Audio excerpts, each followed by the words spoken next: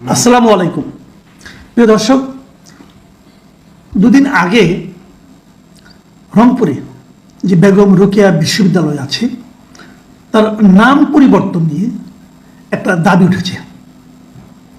এখন এই দাবিটা কে তুলেছে? আপনি যদি সেভাবে দেখেন, এই দাবি উত্থাপনের সঙ্গে কিন্তু সেখানকার বৈষম্য বিরোধী ছাত্র আন্দোলনের নামটা আমরা দেখতে পাচ্ছি। এবং এই বৈষম্য বিরোধী ছাত্র আন্দোলনের যিনি রংপুর মহানগর কমিটির সদস্য সচিব মিস্টার রহমত আলী ও বেগম রোকেয়া বিশ্ববিদ্যালয়ের সমন্বয়ক শামসুর রহমান, এরা দুজন এবং আরও অন্যরা ছিল। এদের নেতৃত্বে সোমবার দিন একটা সংবাদ সম্মেলন হয়েছে এবং সেই সংবাদ সম্মেলনে বেগম রোকেয়া বিশ্ববিদ্যালয়ের নাম পরিবর্তন করে রংপুর বিশ্ববিদ্যালয়ে রাখার জন্য তারা দাবি জানিয়েছে।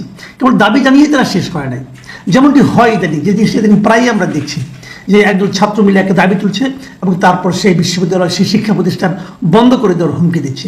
এরাও তাই করেছে। এরা বিশ্ববিদ্যালয় মঞ্জুরি কমিশনকে 7 দিনের একটা সময়সীমা বেঁধে দিয়েছে। বলছে যে এর মধ্যে যদি দাবি মানা না হয় তাহলে বিশ্ববিদ্যালয় কমপ্লিট শাটডাউন, বিশ্ববিদ্যালয়ের শাটডাউন কর্মসূচি তারা ঘোষণা করেছে। তার মানে আগামী সোমবারের মধ্যে যদি নাম পরিবর্তন না করা হয় তাহলে তারা বিশ্ববিদ্যালয় শাটডাউন করে দেবে। এই ধরনের দাবি কিন্তু আমি মনে করি সিরিয়াস দাবি, কারণ এই মুহূর্তে বৈষম্য বিরোধী ছাত্র আন্দোলন বিভিন্ন জায়গায় নানা রকম দাবি করছে, নানা রকম কর্মকাণ্ড করছে, নানা রকম সিদ্ধান্ত দিচ্ছে এবং সেই সিদ্ধান্ত পালন করার জন্য সকলের উপর প্রেশার দিচ্ছে এবং তারা খুব একটা পাওয়ারফুল অর্গানাইজেশন। এই মুহূর্তে বলা যায় সরকারের জন্য তাদের খুব অনুগত। এই ছাত্ররা যা চায়, এই বৈষম্য বিরোধী ছাত্র আন্দোলনের ব্যানারে যা কিছু চাওয়া হয় এই সরকার অবলীলায় তা দিয়ে দেয়। দু একটা ক্ষেত্র ব্যতিক্রম, আর সব জায়গায় দেয়। মনে হয় যেন এটা এদের মধ্যে একজন দুর্বলতার কাজ করে। আর ডক্টর ইউনূস শুরুতেই বলে দিয়েছিলেন এই ছাত্ররা নাকি তার এমপ্লয়ার, তাহলে এমপ্লয়ের কথা এমপ্লয়ি শুনবে, এত তো অস্বাভাবিক কিছু না, এটা হতেই পারে। কিন্তু প্রশ্নটা হলো বেগম রোকেয়া বিশ্ববিদ্যালয়ের নাম পরিবর্তন করতে হবে কেন? এটা কি স্বৈরাচারের দোসর সে? এর আগে হয়েছে যে সমস্ত প্রতিষ্ঠানের সঙ্গে শেখ পরিবারের নাম জড়িত আছে সবগুলি চেঞ্জ করা হচ্ছে এবং হয়েছে। এবং বঙ্গবন্ধু শেখ মুজিবুর রহমান ওটাকে তারা মানেই না, এই কিসের স্বাধীনতা স্থপতি, এই কিচ্ছু না, এটাও চেঞ্জ করতে হবে। এর মোরাল ভাঙা হয়েছে অনেক জায়গা থেকে। তো ঠিক আছে, শেখ হাসিনা স্বৈরাচারী ছিলেন, এতে আমার কোনো আপত্তি নেই। আমি নিজেও মনে করি উনি অনেক করেছেন, অনেক জায়গায় ওনার নাম ঢুকিয়েছেন, ওনার পরিবারের লোকজনের নাম ঢুকিয়েছেন, ওনার ভাই বোন সবার নাম ঢুকিয়েছেন, ওনার ভাইয়ের বউ তার নামও ঢুকিয়েছেন। সব এগুলো আমি মনে করি খুবই বাড়াবাড়ি ছিল এবং অনৈতিক কাজ ছিল। বাট উনি করেছেন, কারণ উনি মনে করতেন এই দেশটা ওনার বাবার দেশ, তো বাবার দেশে যখন যা ইচ্ছা করা করবেন, করছেন। বাট বঙ্গবন্ধু তো শেখ হাসিনা রাজনীতিতে আসার আগের থেকেই বঙ্গবন্ধু এত বড় রাজনৈতিক নেতা, বাংলাদেশের ইতিহাসে তার মতো তার প্যারালাল কোন নেতা এখন পর্যন্ত আসে নাই। তার মোরাল যখন ভাঙা হয় তখন কিন্তু অন্যরকম একটা সন্দেহ হয়। তখন যেহেতু বঙ্গবন্ধুর নামটা কিন্তু বঙ্গবন্ধু রাজনৈতিক কর্মকাণ্ড তার সঙ্গে কিন্তু বাংলাদেশের স্বাধীনতার একটা সম্পর্ক আছে এবং তার রাজনীতি, তার নাম স্বাধীনতা বিরোধীদের জন্য এক ধরনের তাদের জন্য এক ধরনের কি বলবো, এটা নেগেটিভ একটা ব্যাপার আছে। তারা এটা সহ্যই করতে পারে না এই নাম, যেহেতু তারা স্বাধীনতাও সহ্য করতে পারে না, ওটাও সহ্য করতে পারে না। এই ধরনের ঘটনা আমরা বহুবার দেখছি এবং অনেকে এমন কথাও বলে থাকেন যে অনেক স্টুডেন্ট বৈষম্য বিরোধীর নামে কোনো ছাত্র নেতার কর্মকাণ্ডে স্বাধীনতা বিরোধী যে একটা চিন্তা ভাবনা তার জন্য প্রকাশ ঘটে এবং তারই প্রতিফলন ঘটে যে বঙ্গবন্ধুকে অপমান করার মাধ্যমে। যাক, সেটা অন্য হিসাব, ওই আলোচনায় আমি যাচ্ছি না। আমার প্রশ্নটা হলো বেগম রোকেয়ার নাম চেঞ্জ করতে হবে কেন? বেগম রোকেয়া তো আরো অনেক আগের, এই দেশের এই ভূখণ্ডের নারী শিক্ষার অগ্রদূত হিসেবে তাকে বিবেচনা করা হয়।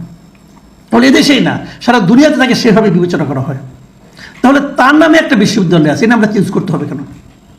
এরই মধ্যে এই বৈষম্য বিরোধী ছাত্র আন্দোলনের ব্যানারে যেটা করা, ওরা অবশ্য বলে এটা সাধারণ ছাত্রছাত্রীদের ব্যানারে করা হয়েছে, কিন্তু নেতৃত্বে আছে যে দুজনই বৈষম্য বিরোধী ছাত্র আন্দোলনের নেতা এবং তারা যে দাবিটা করছে এই দাবি নিয়ে কিন্তু নানা ধরনের বিতর্ক দেখা দিয়েছে।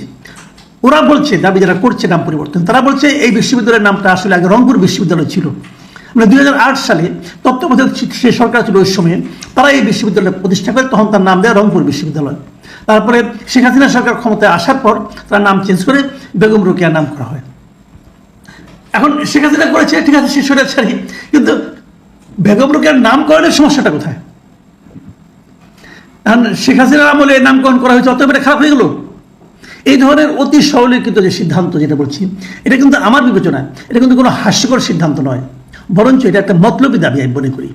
এই দাবির পেছনে সুদূর প্রসারী একটা চিন্তা কাজ করে বলে আমার ধারণা। আমাদের এখানে নারী শিক্ষার ব্যাপারে, নারীদের বিভিন্ন কর্মকাণ্ডে লিপ্ত হওয়ার ব্যাপারে যেমন আমরা কিছুদিন আগে দেখলাম একটা নারী ফুটবল ম্যাচ খেয়ে ভণ্ডুল করে দেওয়া হলো। এই যে নারীদের সামনের দিকে এগিয়ে আসার ব্যাপারে যে গোষ্ঠীগুলো সবসময় খারাপ দেখে, খারাপ ভাবে এবং সেটাকে প্রতিরোধ করার চেষ্টা করে, আমার ধারণা সেই যে চিন্তা ভাবনা, সেই চিন্তা ভাবনা এই যে দাবি, এই দাবির পেছনেও কাজ করছে। এরই মধ্যে বিভিন্ন শিক্ষার্থীরা প্রতিবাদ করেছে, বিভিন্ন শিক্ষা প্রতিষ্ঠানের পক্ষ থেকে প্রতিবাদ এসেছে, এমনকি বৈষম্যবিরোধী ছাত্র আন্দোলনের ভেতর থেকেও অনেক নেতা এর প্রতিবাদ করেছে। মাঝখানে দেখলাম যে এই ছাত্র আন্দোলনের রংপুর মহানগরের যিনি যুগ্ম আহ্বায়ক মোতাওয়াক্কিল বিল্লাহ শাহ ফকির, উনি একটা ফেসবুকে স্টেটমেন্ট দিয়ে বলেছেন যে রংপুরবাসীর বিশ্ববিদ্যালয় বেগম রোকেয়া বিশ্ববিদ্যালয়, এবং উনি এই নামকরণ পরিবর্তনের যে দাবি তা নিয়ে উনি ক্ষুব্ধ।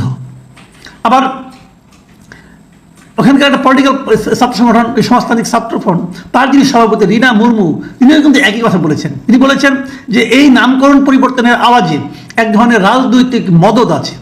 আমাদের কিন্তু বুঝতে সমস্যা হয় না এই মদতটা কোন জায়গা থেকে আসছে। এর মধ্যে আমরা দেখলাম বেশ কয়েকটা রাজনৈতিক সংগঠন তারাও কিন্তু এই নামকরণের যে দাবি এটাকে অসম্মানজনক বলে অভিহিত করেছেন। যেমন একটা আপনার জাতীয় মহিলা পরিষদ, তারা কিন্তু এটা নিয়ে বাংলাদেশ মহিলা পরিষদ এই নামকরণ পরিবর্তনের দাবিকে অসম্মানজনক বলে অভিহিত করেছেন। এরকম বিভিন্ন জন নানাভাবে করছে। এখন 7 দিনের আলটিমেটাম শেষ হয়ে যাবে, তারপরে কি হবে আমরা দেখতে পাবো। কিন্তু তার আগে আমি নিজেও বলবো, এই যে নামকরণ পরিবর্তনের একটা হুজুগ, এই হুজুগ থেকে মনে হয় আমাদের বেরিয়ে আসতে হবে। আমার বিবেচনা এটা একটা সংকীর্ণ দাবি, এটা সংকীর্ণতার মধ্যে ঢুকে যাওয়ার দাবি। এই ধরনের দাবিকে প্রশ্রয় দিলে এর দীর্ঘমেয়াদে যে ব্যাপক ক্ষতি হতে পারে সমাজে, সে ব্যাপারে সংশ্লিষ্ট যারা আছেন তারা সচেতন থাকবেন, এটাই আমাদের প্রত্যাশা। প্রিয় দর্শক, এখন এই পর্যন্তই।